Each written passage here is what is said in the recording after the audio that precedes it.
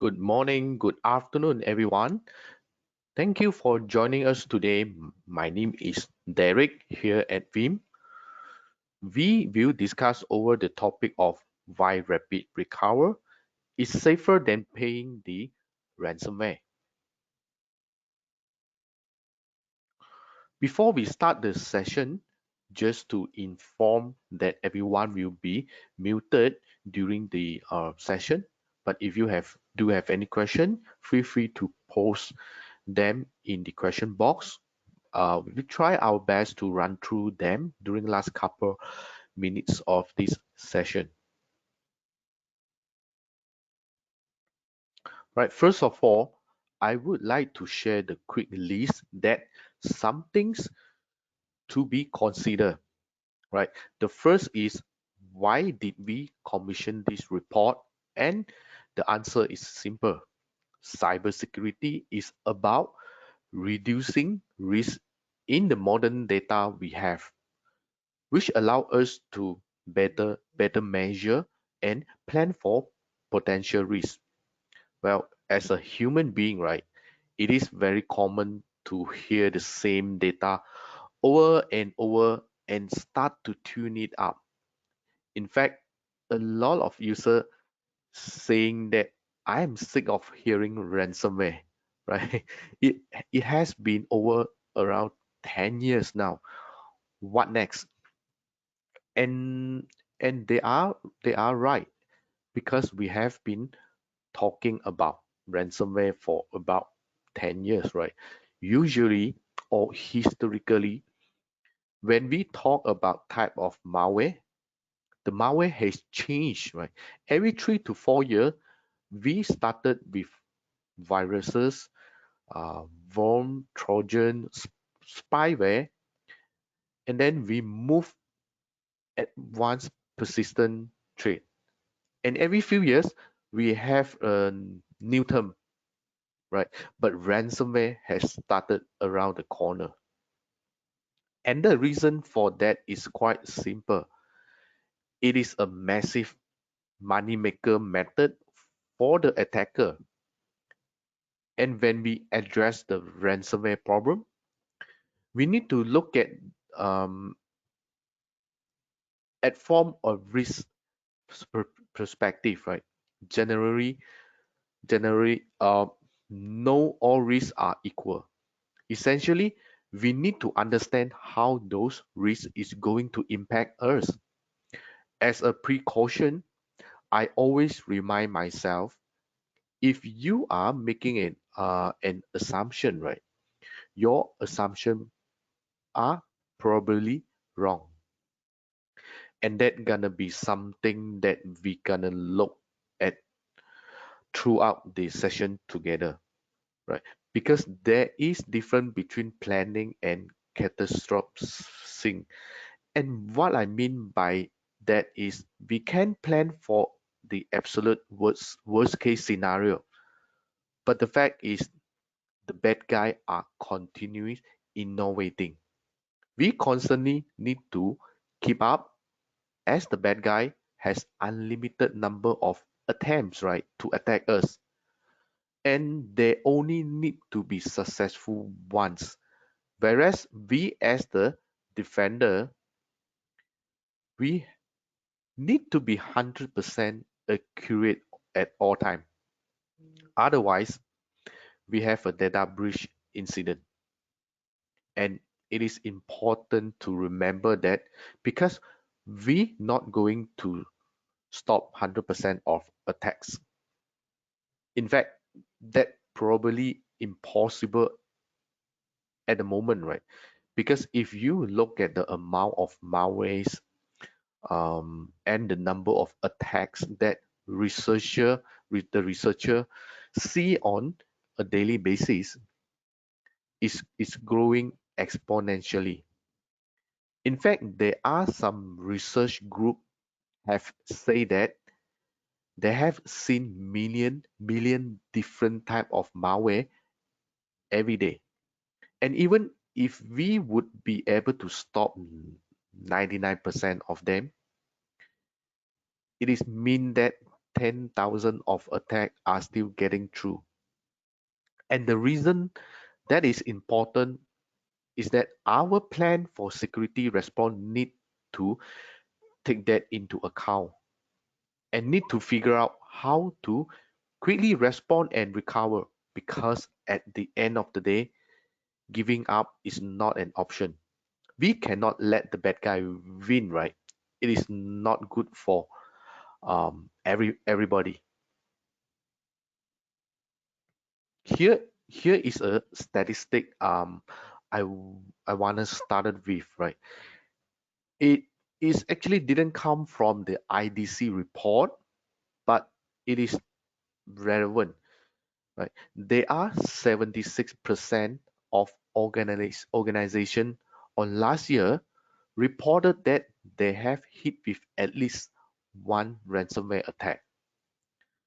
And this data come from Veeam Data Protection report, which was released in February this year. And the reason of that number is interesting and relevant is because it's reflected in multiple report that multiple different organization has done over the course of this year.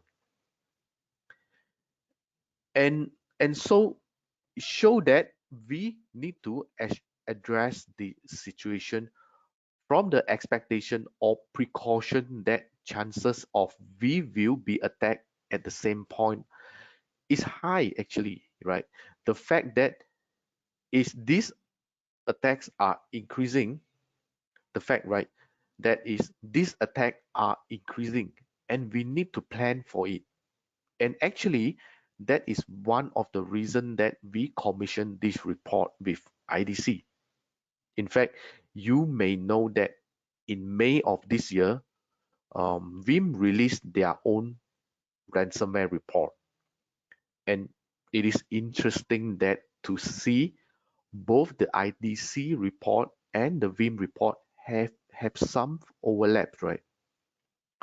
So we have some really interesting coming from multiple sources so that we can validate the issue that we are trying to address. And honestly, the way that I would use this report is to build out and justify the plan that I'm putting in place for protecting my organization and more importantly, recovering from an attack.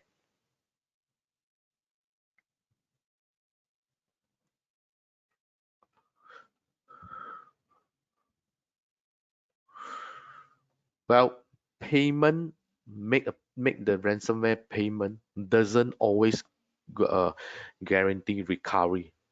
So let um according to the IDC Worldwide Future Enterprise Resiliency and Spending Survey, right? Less than 28% of the respondents were able to recover after paying the ransom, right? In addition, choosing to pay the ransom is not as cut and dry as it seems. When an organization, right, choose to pay the ransom, the leadership team must first spend time discussing the decision with the legal team and and others that may be impacted, and also, right, not only the legal team and other teams that may be impacted. Then the team may spend time negotiating with the attacker. Then more time is spent on the decryption process itself. And as noted in the same survey, right, the decryption process may not even works in some case.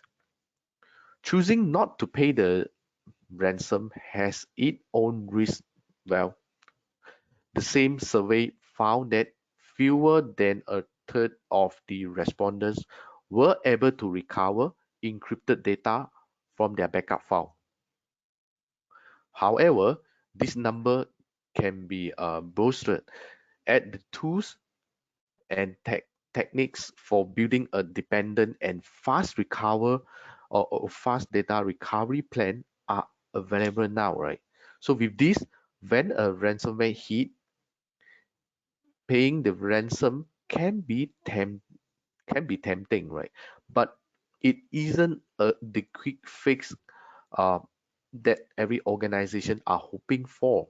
Instead, according to IDC, enterprise should confidently focus on their effort and precious time on recovery without spending cycle, right, deciding on whether to pay the cost of ransom, right? Therefore, the way that we need to address this is to have a well documented, up to date, fully tested plan.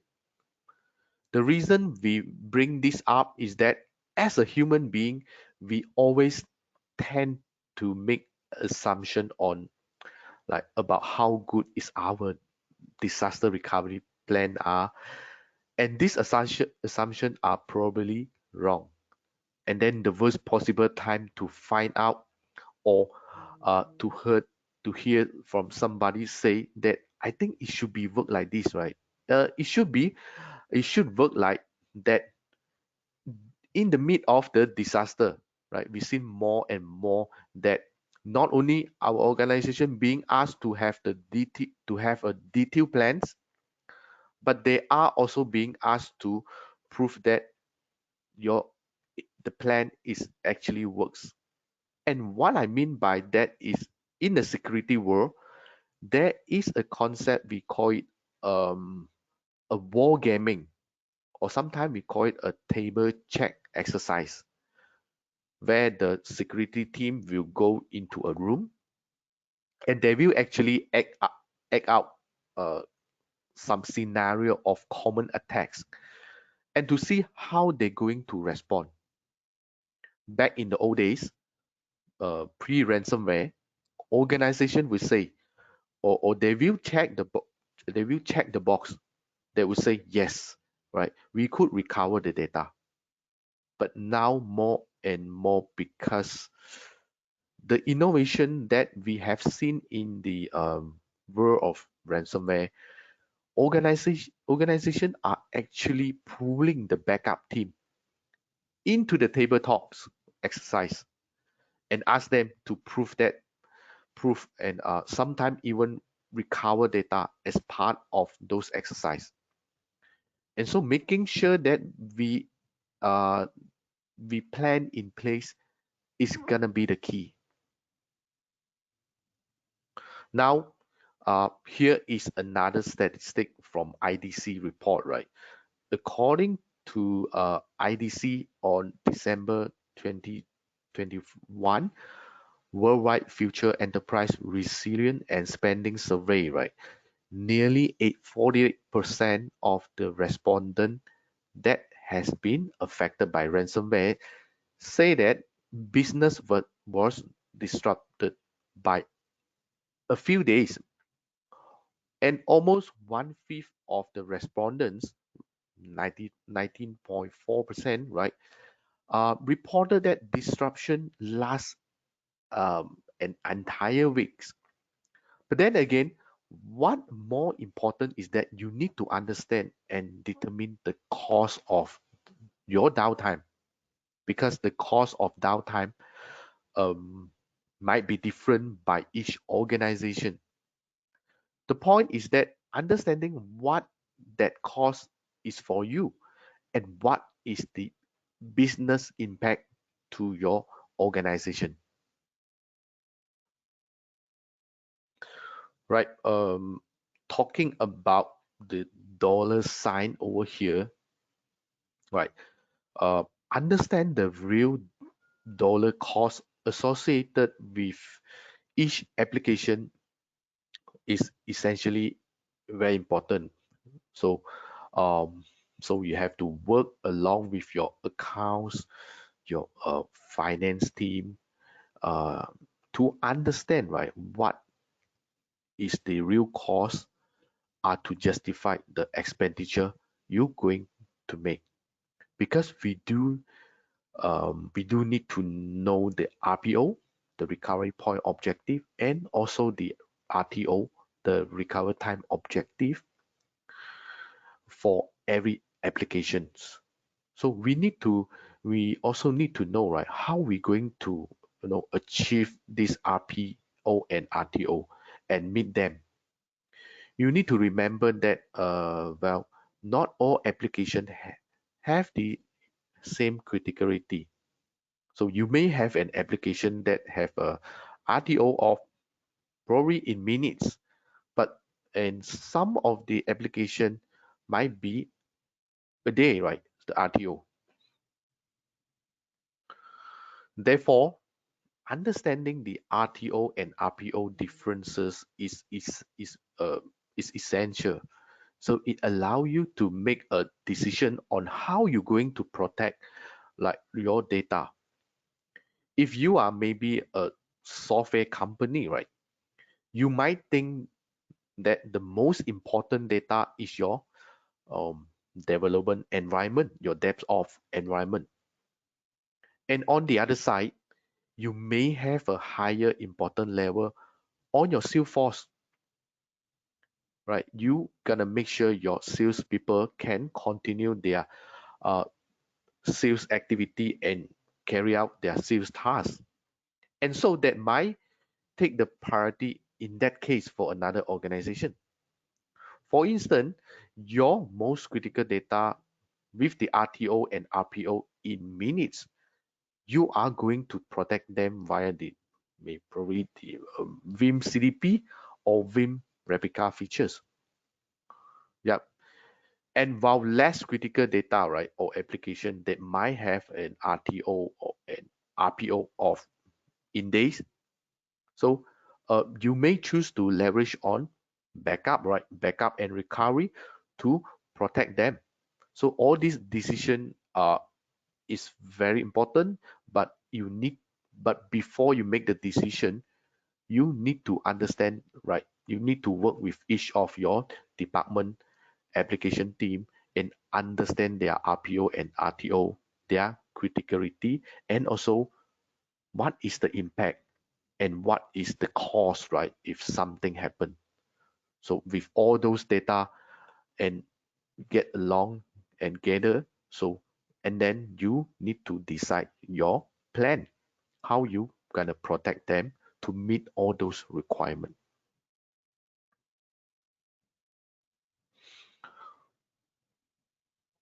So what I want to focus here in this diagram is the words immutability,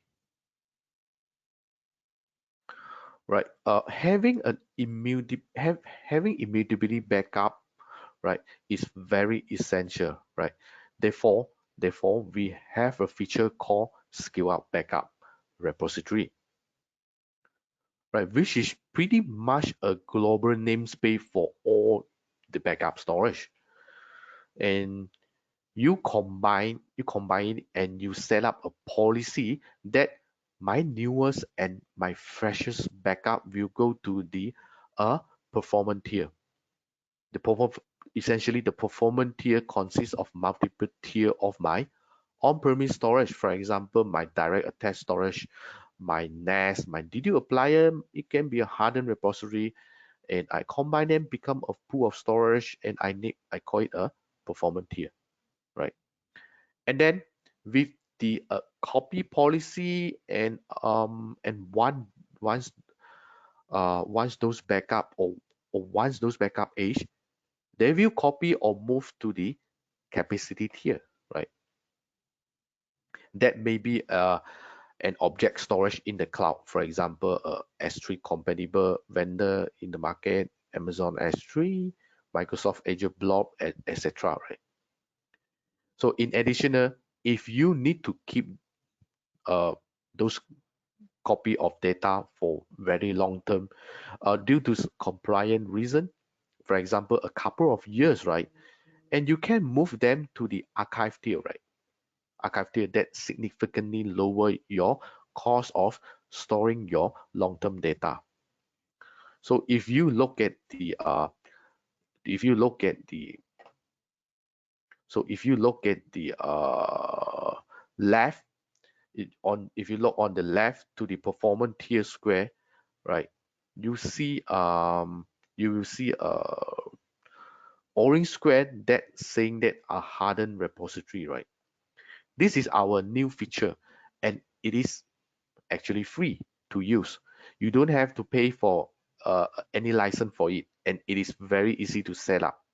Basically, it is a repository run on a Linux, and that is you can enable the immutability on it.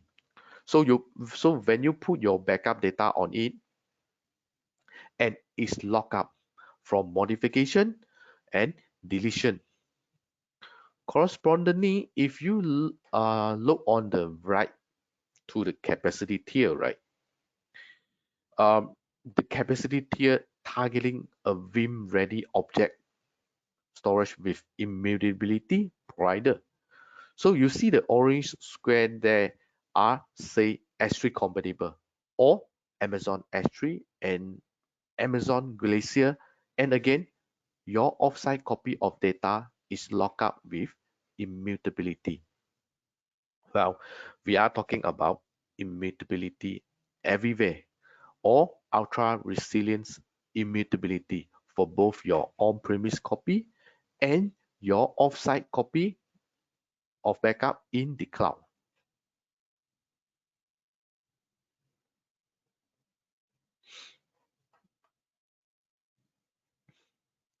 So, what is the one things that we wish we encourage, right? Every organization will do is always follow the 3-2-1-1-0 rules, right? Because we need to have options, right? We need to have a flexible option when we need to recovering data. We need that flexibility to recover data more constantly. Well, there are many options with Veeam, right? A double play or even triple play immutability is where the implementation has two backup copy, right? At least two backup copy that are ultra resilient, right? Within a double play, in a double play, yep, you have a hardened repository and a Vim ready, right? Object storage in the cloud ready with immutability. Whereas you can even go further, right? For triple play. So again, it started with the on-premise, right? A hardened repository with immutability, and then you have a Vim ready object storage with immutability, and also you have another copy to your tape job. So why we say so? Because tape is a game, right? So you have another a game copy into your tape library. Now here is the group of statistics that that kind of justify all of that from the IDC report, right? Essentially, the attacker go after your backup data, and you can see that about 50% of our respondent actually say yes. In fact, they did attempt to delete, destroy, and even damage the backup data.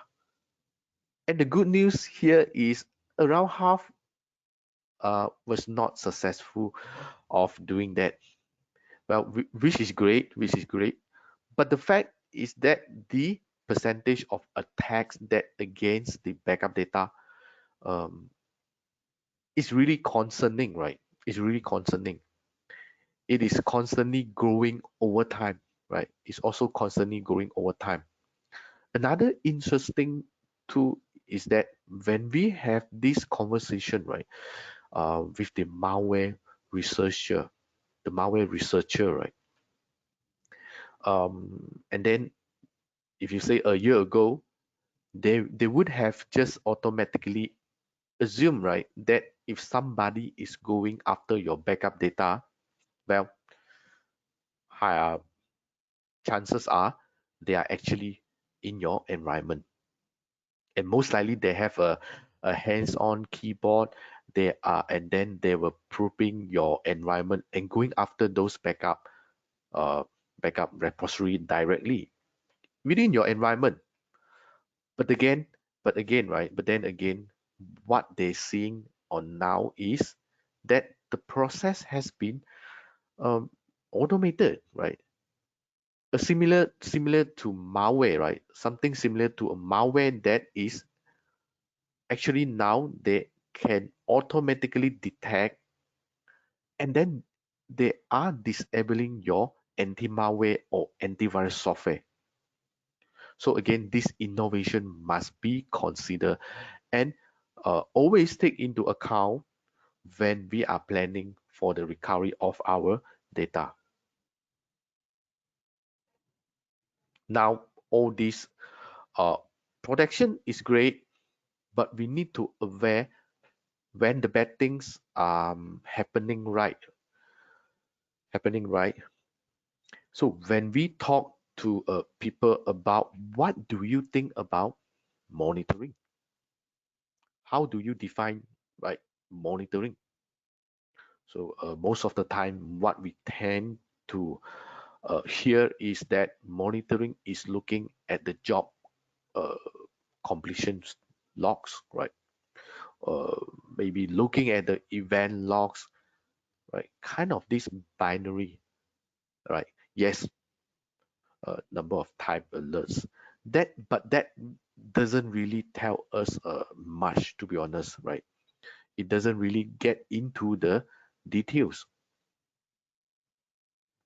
And what we're starting to see from the attacker perspective as they are innovating and they are automating it nowadays. You can never have enough visibility into your network, right? As a result, understanding that the job is running well is great, but it is also important to understand that it is running at as expected, and also they are completed at as what you expected, and so that you are in fact backing up the data you expect to back up. If that is not happening, right, so we want to make sure that you get notified immediately. This seems obvious, but that is not the way a lot of backup system tends to work, right? Well, they're looking at the surface level data, right? Well, we want to be essentially part of the solution, right? So we always want to be essentially part of the solution. And this is not to say that we are a malware detection company, right? We're not going to be like some folks pretend that okay, we are getting into the malware detection space. But what we are trying to do is make sure that if there is an abnormal changes happen in your environment, uh, or something that is unexpected or unusual happening in your infrastructure, you can be notified automatically, because at the end of the day, we expect the alert or the initial sign of an attack to be some kind of alarm or flashing light, right? And the reality is that the majority of incidents start out with maybe a user claiming that, hey, IT department, my laptop is acting a bit funny, or even worst case, they actually get it and pops up saying that you has been affected, your data is encrypted. So nobody like to see that, right? So having more information that we can always access and more data fit into our alert infrastructure, that give you an indication uh, from the initial attack, it is going to help your response team narrow down the scope of the infection as early as possible, right?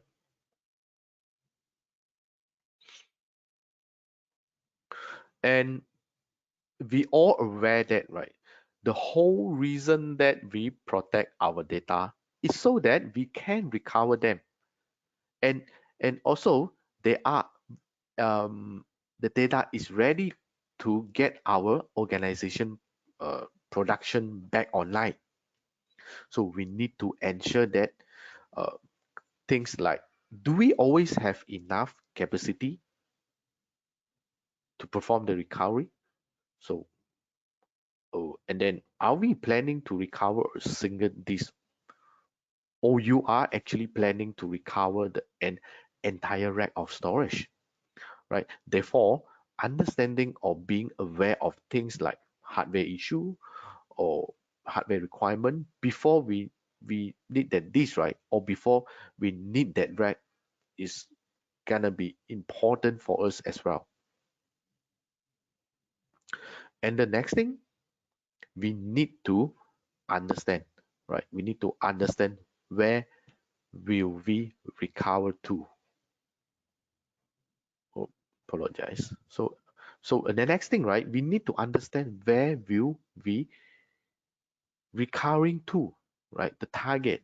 So in the worst case scenario, a threat like a ransomware on a EXX host based ransomware, or a law enforcement, right? Uh, or a law enforcement may render your environment useless.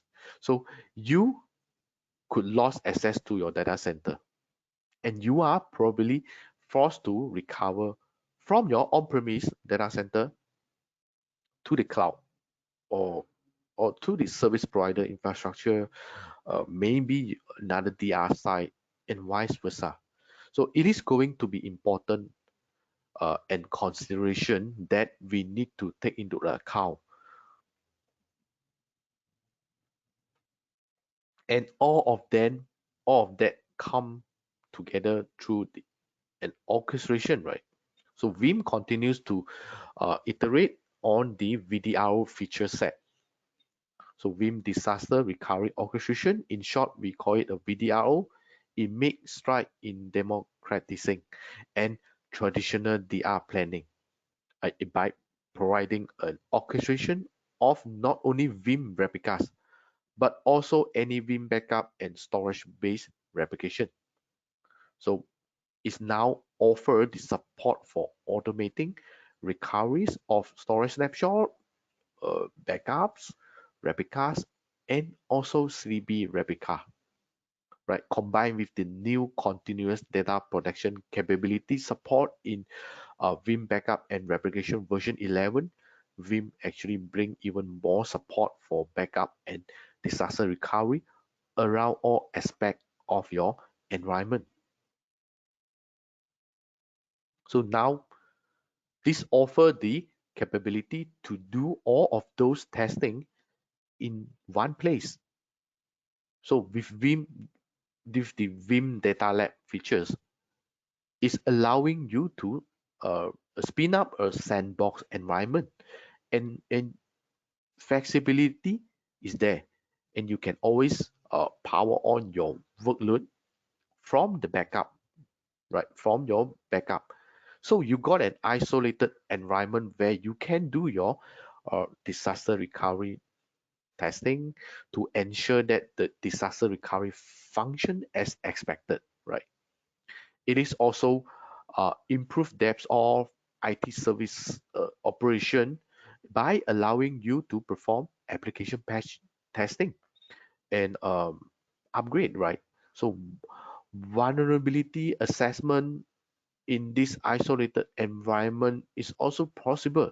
So because not every organization has the luxuries of having a dedicated or separate development environment, right? And yeah, with this Veeam Data Lab feature, it gives you all the capabilities.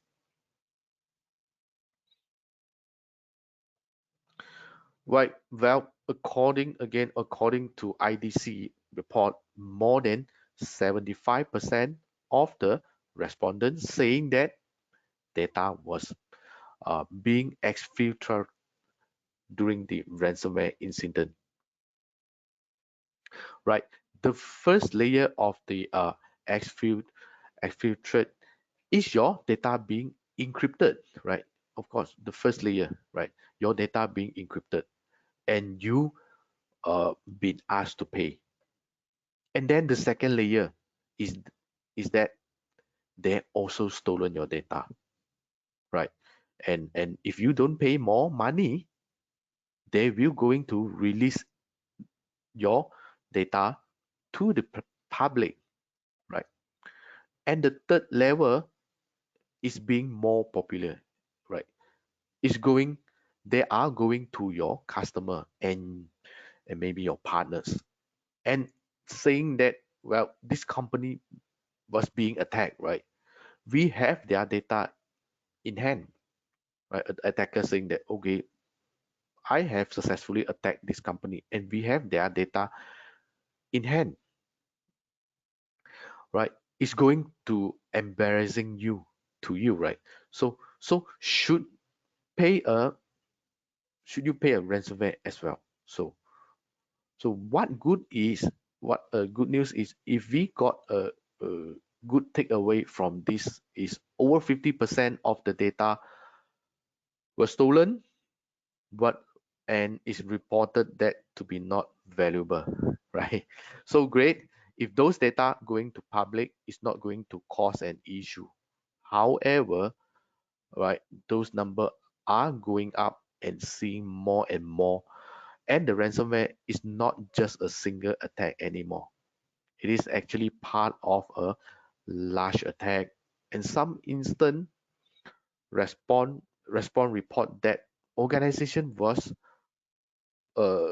some instant, right, respond report that organization was saying that the ransomware was actually the last part of a bigger attack. And so the reason this is important is to remember that we have to be taking a more holistic view of the ransomware issue. It is absolutely about making sure that we got the ability to protect our data and get our data back. With all those defenses in place, right? Why is ransomware so successful?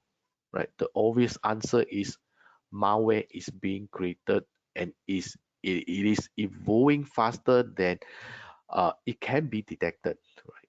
Right. Anti-malware provider sees up to 1 million new piece of malware uh, per day, right? Even if it were possible to consistently catch 99% of them, they are they are still missing, right, 10,000 trade each day.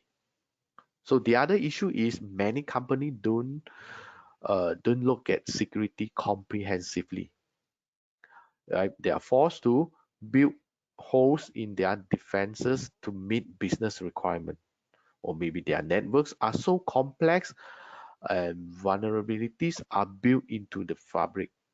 Based on the last 10 years of attacks, right? Um, the top 7 reason attacks has been successfully is the first is untrusted backup, right? Customer who don't follow the best practice will find that their data isn't accessible when it is needed. And also lack of testing of your backup also make restoration too slow for company to financially tolerate, which drive them to pay the ransom in hope of getting some data back.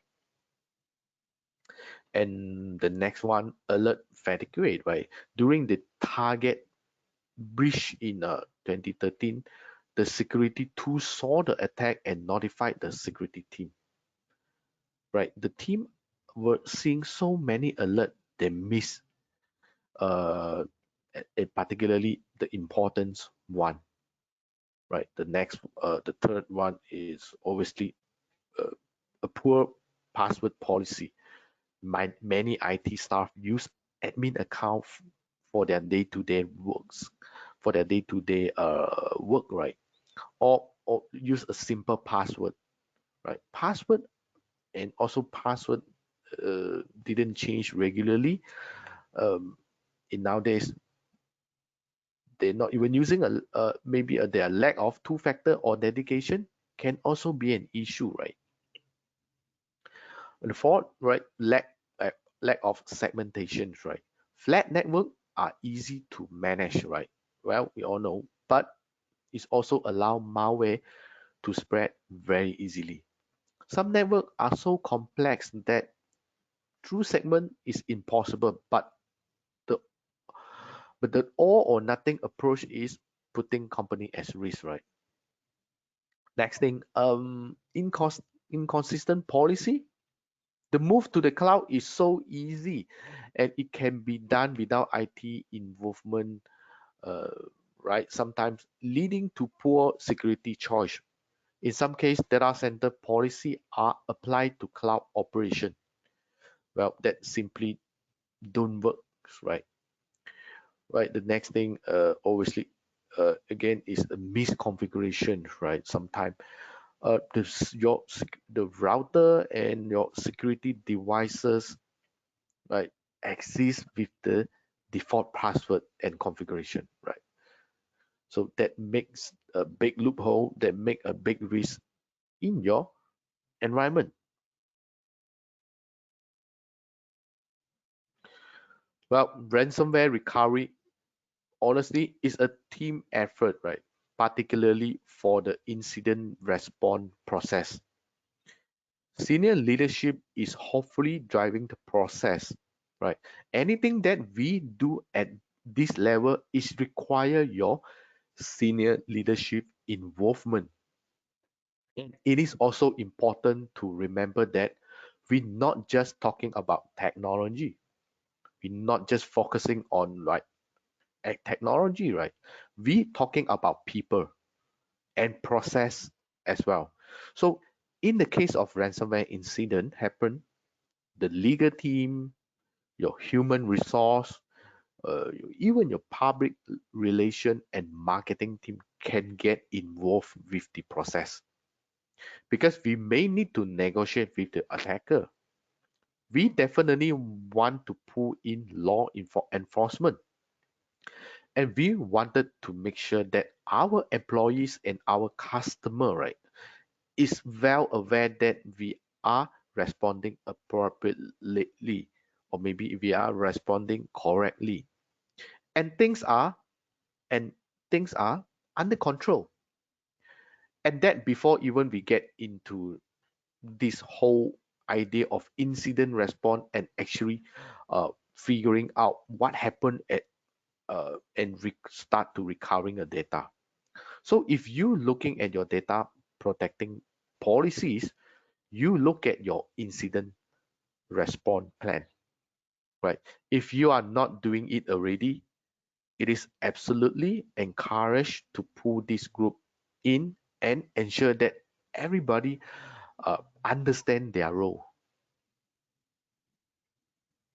So that's why we have taken a holistic approach to the ransomware problem, right?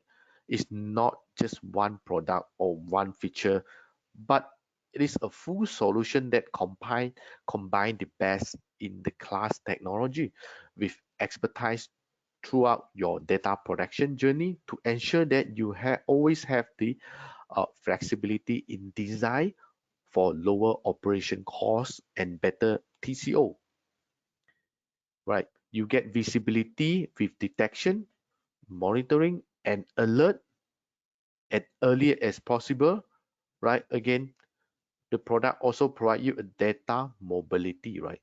So you can get back to operation during the investigation to any target. For example, you might restore beside on-premise, right? You might restore your workload into the cloud or service provider environment. So rapid you also provide rapid, reliable recovery, right? Remember the VDRO, automated testing, and dynamic report, right? So all this is provide more cost effective than, right, paying the ransomware, right? So, and last of all, I would like to invite everyone here to register, right? You can take your mobile phone to scan the QR code on this PowerPoint slide so that you can watch our latest update of Veeam product family from our Veeam update. So I'm gonna stay on this PowerPoint deck for maybe a couple of seconds just to allow everyone scan the QR code.